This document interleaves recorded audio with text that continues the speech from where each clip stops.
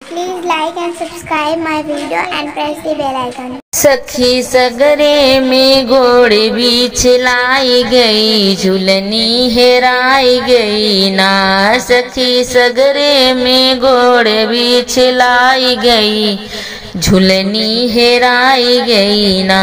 अपने ससुर जी के चोरी चोरी चले नैहरे की ओरी ओरी, मोरी पतली कमर बल खाई गई, झुलनी हेराई गई ना।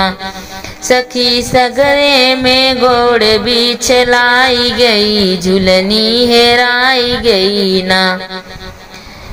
अपने जेठ जी के चोरी चली नैहरे की ओरी, मोरी पतली कमर लचकाई गई, झुलनी हेराई गई ना। सखी सगरे में घोड़े बीच लाई गई, झुलनी हेराई गई ना। अपने देवर जी की चोरी चली नैहरे की ओरी, मोरी पतली कमर बल खाई गई, झुलनी हेराई गई ना।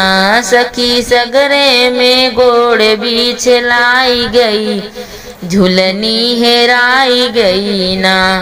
Thanks for watching my video.